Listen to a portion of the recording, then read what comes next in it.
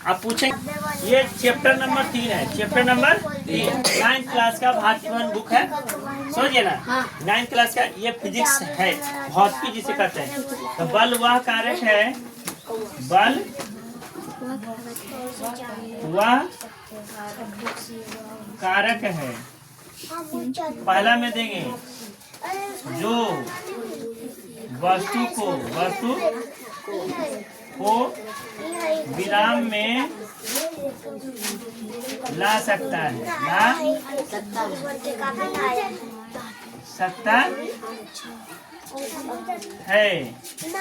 ला सकता और चाल में परिवर्तन ला सकता है, चाल में परिवर्तन ला सकता है, तीसरा क्या है, तीसरा है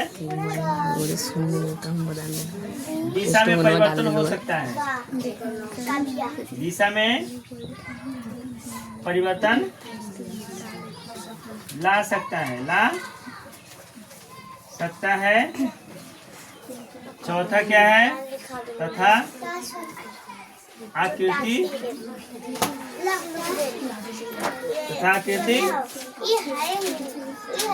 बदल सकती है, तथा आकृति बदल सकती है। यह है बल की परिभाषा। क्या ये बल वह कारक है जो वस्तु को विराम में ला सकता है तथा चाल में परिवर्तन ला सकता है और दिशा में परिवर्तन ला सकता है तथा आकृति बदल सकती है, समझ में आ गया। अब है क्या है, जड़त्व। क्या जड़त्व बताते हैं, जड़त्व क्या है, इनर्शिया जिसे कहते हैं, इनर्शिया। जड़त्व क्या है मैया, तो जड़त्व तुमको बता देते हैं कि जड़त्व किसी वस्तु का वह गुण है, जड़त्व किसी वस्तु का वह गुण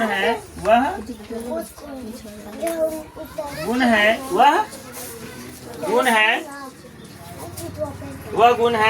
जो अवस्था में परिवर्तन, जो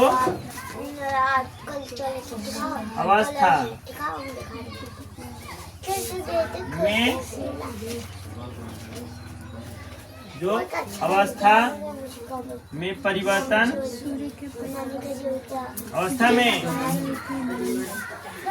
परिवर्तन का विरोध करता है, का परिवर्तन का विरोध करता है, उसे जड़त्व कहते हैं। क्या कहते हैं, जड़त्व कहते हैं। क्या कहते हैं बाबू, जड़त्व। समझे ना। यह बाबू जड़त्व जो है द्रव्यमान परिवहन करता है। क्या यह जड़त्व द्रव्यमान पर निर्भर करता है। चलो लिख लो राशि। तो देखो राशि सदिश के मतलब होता है दिशा और परिणाम दोनों, दिशा और परिणाम, दिशा और परिणाम दोनों हो। तो दिशा परिणाम दोनों, जैसे बल तुमको बोल दिए, पहचानने का रूल, संवेग हो गया बाबू, त्वरण हो गया। सब देखो वह से शुरू हो रहा है ना, ये सब कुछ है सदिश राशि। जैसे परिणाम और दिशा दोनों है। जैसे वेग, क्या वेग हो रहा है ना, क्या हो रहा है, अरे वेग हो रहा है कि नहीं। अच्छा आवेग हो गया, आवेग, कोणीय वेग, कोणीय वेग बोले कि नहीं, कोणीय वेग फिर हो गया। त्वरण तो बताएंगे, बल, संवेग, त्वरण, वेग, आवेग और कोणीय वेग, है ना। ये सब क्या है, सदिश राशि के एग्जाम्पल। एग्जाम्पल से समझ लो कि जो शुरू में ब आ जाए वो हो जाएगा क्या? सदिश राशि। अब अदिश राशि को बताते हैं। तो अदिश राशि है क्या? तो अदिश के मतलब समझ लो जिसमें दिशा न हो परिणाम हो, दिशा न हो पर परिणाम हो। तो ये जो है दिशा ना हो, दिशा न हो लेकिन परिणाम हो, परिणाम समझ में आ गया? जैसे तुमको बताते हैं ऊर्जा, क्या ऊर्जा, समझ में आ गया? ऊर्जा फिर क्या हो गया? इसमें 7 आधारी राशियां लिख लो, 7 आधारी राशियां, 7 आधारी राशि कौन कौन? लंबाई, द्रव्यमान, लंबाई द्रव्यमान हुआ ना, उसके बाद क्या हो गया? आयतन, और आयतन के बाद है विद्युत धारा, विद्युत धारा पदार्थ के परिमाण हुआ ना, ज्योति तीव्रता हुआ ना रे, घन कोण और समतल कोण, ये सब है ना। तो ये सब 7 आधारी राशि जो लिखाए थे वो सारे चीज अदिश राशि में आते हैं, 7 अदिश राशि में आते हैं। तो थोड़ा सा इसको लिखो, उसके बाद हम आगे गति का तीसरा होता है, तीसरा का जड़।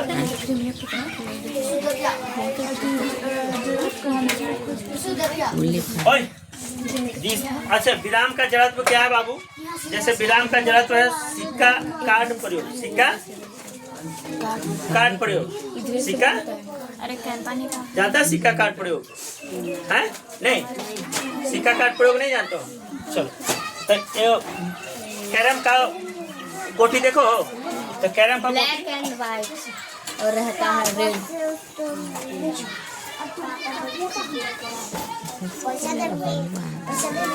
ये है विराम का जड़त्व। जैसे कोई भी वस्तु रहता है, स्ट्राइकर होता है ना, स्ट्राइकर, स्ट्राइकर से मारते हो ना, गोटी को मारते हो ना, तो स्ट्राइकर वहीं पर रुक जाता है और वो आगे भाग जाता है, भागता है ना। तो विराम का जड़त्व का विरोध करता है कि नहीं करता है? करता है ना, आसानी से करता है। गोटियों के समूह का प्रयोग, जैसे यहाँ पे देखो, जैसे तुमको बताते हैं सिक्का कार्ड है, क्या है? सिक्का कार्ड,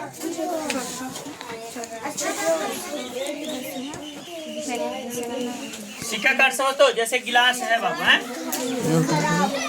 ये गिलास है ना बाबू, ओए गिलास है। हाँ। अब देखो इस पर हम पेपर रख देते हैं, आई पर सिक्का ले लेते हैं, ठीक है? आई को कार्ड को मारेंगे तो सिक्का नीचे गिर जाएगा, गिरेगा कि नहीं गिरेगा? तो ये कुछ विराम का जड़त्व का कर रहा है ना, नियम का पालन कर रहा है कि ना? विराम के जड़त्व का नियम का पालन कर रहा है। अब गति का जड़त्व, जैसे कोई भी व्यक्ति अगर ट्रेन से जा रही है तो एक बाइक रुकता है तो वो पीछे क्यों आ जाता है? आ जाता है ना, आता है कि नहीं आता है? पीछे क्यों आ जाता है? क्योंकि ब्रेक लगने पर वो गति का जड़त्व के नियम का प्रयोग करता है, ठीक है? समझा गया? तो विराम के जड़त्व के उदाहरण है जैसे बस या रेलगाड़ी का अचानक चलने में उसमें खड़ा यात्री पीछे की ओर गिर जाता है, पीछे की ओर गिर जाता है। देखो पीछे की ओर गिरता हुआ यात्री है ना, पीछे की ओर गिरता हुआ, समझा गया? अब है गति के जड़त्व, गति के, तो चलती गाड़ी के अचानक रुकने पर यात्री आगे की ओर झुक जाता है, चलती गाड़ी के रुकने पर व्यक्ति आगे की ओर झुक जाता है कि नहीं? आगे की ओर झुकना है ना, आगे की ओर झुकना। जैसे चलती हुई कोई व्यक्ति, दौड़ता हो कोई व्यक्ति, अगर एक बैक रुक सकता है, एक बैक रुक सकता है, तो गति का जड़त्व कर रहा है कि नहीं कर रहा है? अच्छा, चलती हुई बस से बाहर कूदते समय सावधानी बरतते कि नहीं? जैसे चलती बस चल रही है और तुम नीचे उतरना चाहते हो तो बस के साथ साथ तुमको चलना पड़ेगा, कुछ दूर तक चलना पड़ता है कि नहीं चलना पड़ता है? तो बस हो, ट्रेन हो या साइकिल हो, किसी से अगर रनिंग में उतारते हो तो तुमको भी उसके साथ दौड़ना पड़ेगा, थोड़ा दूर के लिए, ठीक ना। और नहीं दौड़ोगे तो तुमको दुर्घटना भी हो सकता है। समझ में आ गया? लंबी कूद का खिलाड़ी कूदने से पहले तेज दौड़ता है। जैसे कोई भी ऊंचाई उसको कूदना है तो आगे तेज दौड़ेगा, तब ना उसको फान पाएगा। तो गति का, जड़त्व का इस्तेमाल कर रहा है कि नहीं कर रहा है? जब तक तेजी से नहीं दौड़ेगा तब तक वो उतना ऊंचाई तक नहीं कूद पाएगा। नहीं। पांचवा क्या है? एक समान वेग से चलती रेलगाड़ी में ऊपर की ओर उछाली गई, जैसे चल रही है ट्रेन। ट्रेन चल रही है बाबू, देखो यहाँ सुनो, जैसे ट्रेन चल रही है, चलते ट्रेन में बाहर की ओर ऐसे गेंद उछाल दिया तो ट्रेन आगे बढ़ जाएगा और वो गेंद नीचे गिर जाएगा। गिरेगी नहीं, ट्रेन आगे बढ़ेगा। ऐसे उछाल दिया और ट्रेन चल रही है, ट्रेन चलने के दरम्यान में गेंद उछालिया तो ट्रेन आगे बढ़ जाएगा, तो तुम उसके साथ बढ़ जाओगे और गेंद वहीं के वहीं गिर जाएगा। गिर जाएगा नहीं गिर जाएगा। तो गति का इस्तेमाल कर रहा है। गति का इस्तेमाल, चलती बस की दिशा बदलने से यात्री का एक और झुक जाना। जैसे दिशा बदल रहा है, इधर से जा रहा है, इधर, तो आदमी झुकता है ना, किस ओर झुकता है? इसी ओर झुकेगा ना। ऐसे ऐसे करेगा तो ऐसे झुकेगा। झुक जाता है कि नहीं झुक जाता है?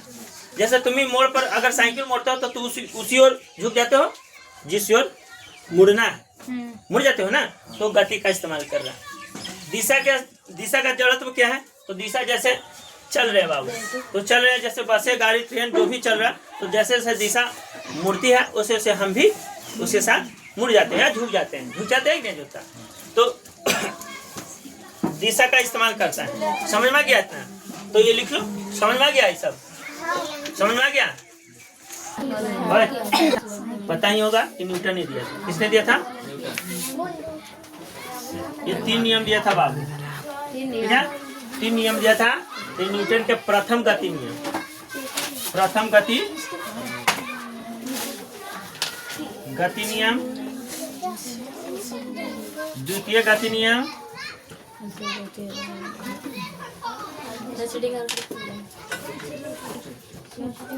और तीसरा हो जाएगा तृतीय गति नियम।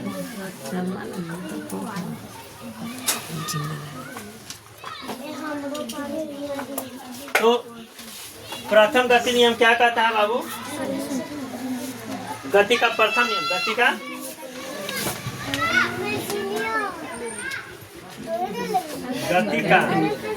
प्रथम नियम, गति का, आगे गति लिखो, गति का द्वितीय नियम और गति का तृतीय नियम, ठीक है? गति का तृतीय नियम। तो ये क्या कहता है? गति का प्रथम नियम क्या कहता है कि बल के परिणाम प्राप्त होता है। इसे बल के परिणाम प्राप्त होता है। परिणाम प्राप्त होता है।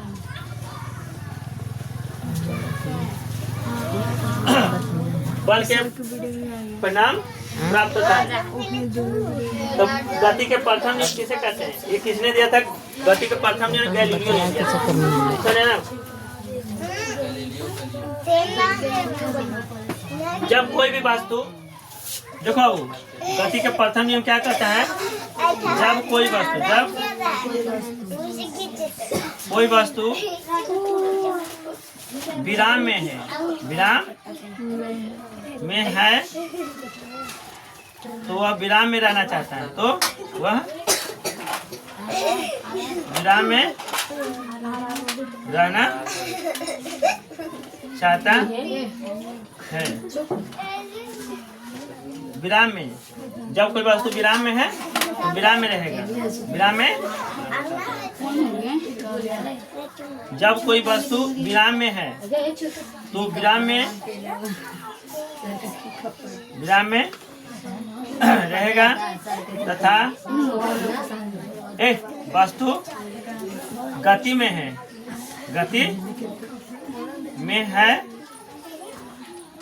तो गति में रहना चाहता है, तो गति में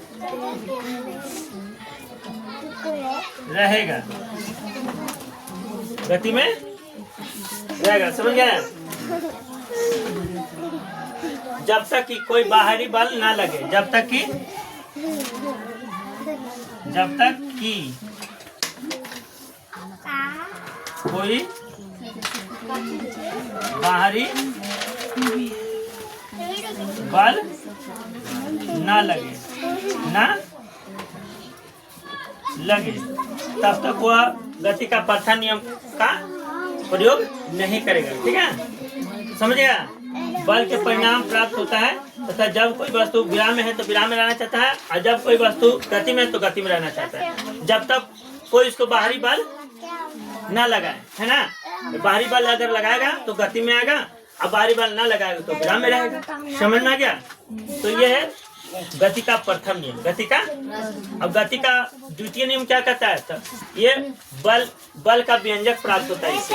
बल के द्वितीय गति नियम से क्या प्राप्त होता है? बल के सूत्र या बल के व्यंजक। बल के सूत्र प्राप्त होता है। बल के सूत्र। तृतीय नियम से क्या प्राप्त होता है? बल के प्रकृति। बल के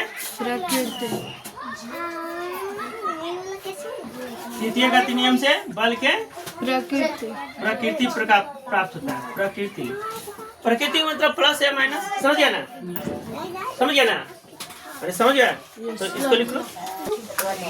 परिवर्तन का दर बल का समानुपाती होता है। बल का समानुपाती होता है। अरे बल का समानुपाती होता है। तो देखो बाबू, संवेग परिवर्तन का दर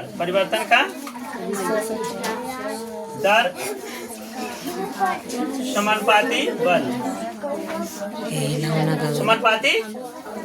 बल। तो देखो बाबू, वस्तु का प्रारंभिक वेग बराबर, तुमको डिटेल्स में बता देते हैं। द्रव्यमान एम है, द्रव्यमान एम, ठीक है। अच्छा, प्रारंभिक वेग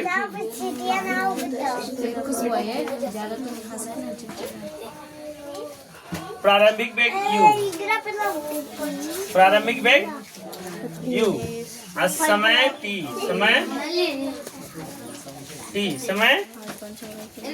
अब वेग का जो मान है वो v है। क्या है? v। वस्तु का प्रारंभिक वेग p1 बराबर मान लिए mu, क्या? और वस्तु का समय t समय अंतराल के बाद संवेग, तब p2 बराबर mv। P2 बराबर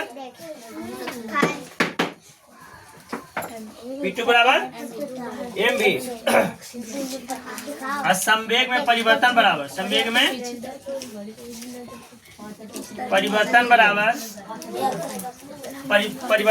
P2 माइनस P1। संवेग में परिवर्तन होगा ना, अब P2 माइनस P1 हो जाएगा। अब है देखो रे, संवेग में परिवर्तन की जो दर हुआ P2 माइनस P1, तो क्या हो जाएगा?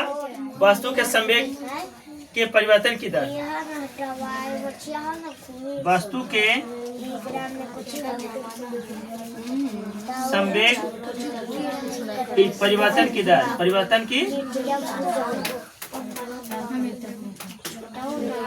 दर बराबर संवेग में परिवर्तन, संवेग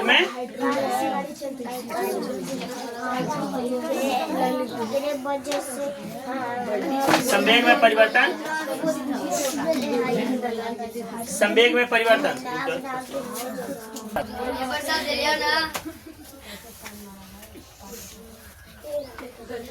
दर बराबर क्या हो जाएगा?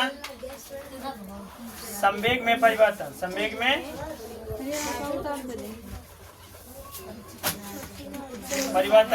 बटा क्या हो जाएगा? समय अंतराल।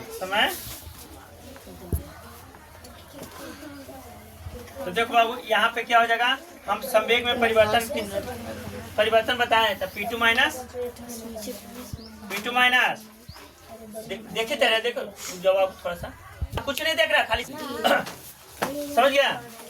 अरे बट्टा टी लिखा तो समीकरण 1 इसको कर दो।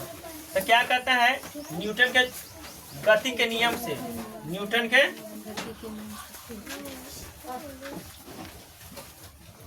गति के नियम से क्या कहता है, तो ये हो जाता बल के समानुपाती, बल के P2 माइनस P1 बटा, ये नहीं लिखा है बाबू है। तो देखो F जो है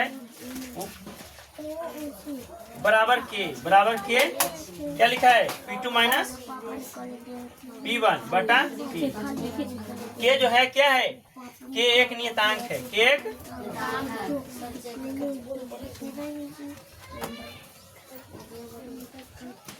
एक नियतांक है, माने है कांस्टेंट है। तब यहाँ पे पुट करेंगे F बराबर के इंटू P2 का मान देखो तो कितना है, M भी है, और P1 का मान कितना है, M भी है, बटा क्या है T है ना बाबू। तो F बराबर के M कॉमन ले लो तो V माइनस U बटा T है ना, T है कि नहीं है ना बाबू। अब तुमको बताया था कि V बराबर UT plus AT, U plus AT बताया था ना सूत्र, ये बताया था ना बाबू। तो बताए थे तो ये बराबर क्या हो जाता है, V माइनस U बराबर AT हो जाता है। ये बराबर क्या हो जाता है, V माइनस U बटा T। ये के माना लाए देख तो, ये बराबर V माइनस U बटा T हो लाए। तो इसके जगह क्या लिख सकते हैं, ये बराबर K इंटू, अरे तो ये हो गए M, आयु पूरा का मान कितना हो गए, V माइनस U बटा T के, ये ना ये हो लाए। ये बात समझ में लाओ हैं, अरे समझ में आया। बल के ऐसा मात्रक जो परिभाषा के अनुसार 1 kg द्रव्यमान वस्तु पर लगकर उसमें 1 मीटर प्रति सेकंड अनुसार त्वरण उत्पन्न करता है, तो उस बल को 1 न्यूटन कहते हैं। 1 न्यूटन कहते हैं। 1 न्यूटन कहने का मतलब यह है कि के का मान जो हो जाएगा क्या, के का मान क्या हो जाएगा 1। तो F बराबर क्या हो जाएगा बाबू, F बराबर 1 MA। तो F बराबर M में हो गया, सीध हो गए। देख तो क्या हम लिखाए थे, गति के द्वितीय नियम लिखा थे ना, गति के द्वितीय नियम लिखा थे ना। तो बल के सूत्र प्राप्त होता है, तो बल के सूत्र प्राप्त कर दिए, F बराबर M, बल बराबर द्रव्यमान गुणे त्वरण, द्रव्यमान गुणे सूत्र प्राप्त हुआ ना, सूत्र प्राप्त हुआ कि नहीं हुआ। तो क्या लिखा था, गति के द्वितीय नियम से बल के सूत्र प्राप्त होता है, बल के व्यंजक प्राप्त होता है, लिखा था ना। तो बल के सूत्र प्राप्त हो गया ना, अब इतना होता है।